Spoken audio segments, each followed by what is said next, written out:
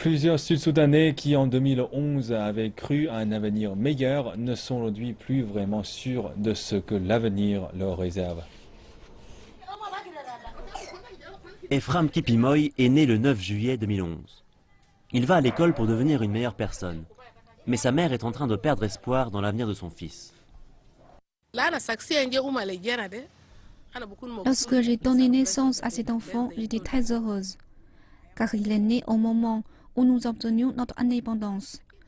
Je pensais alors que cet enfant pourrait bénéficier d'une bonne éducation pour apporter quelque chose de positif à ce pays.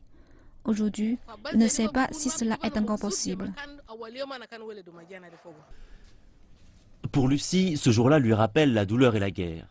Cette guerre qui a duré plus de 2 décennies pour que le Soudan du Sud obtienne finalement son indépendance en 2011. Mais ce n'est pas ce que Lucie avait espéré.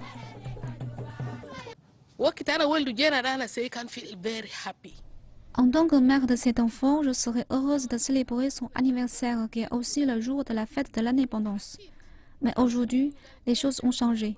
Je n'ai plus d'espoir et cet anniversaire ne me rendra pas aussi heureuse que le premier anniversaire de mon enfant.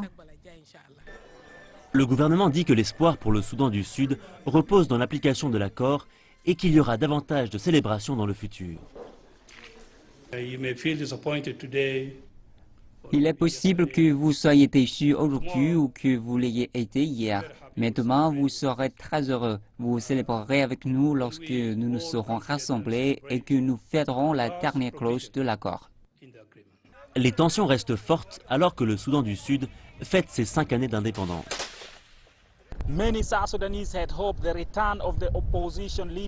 Nombreux sont ceux qui ont espéré que le retour du chef de l'opposition Riek mettrait fin aux violences dans le pays. Mais cela n'a pas été le cas. Le gouvernement appelle cependant les Sud-Soudanais à rester optimistes.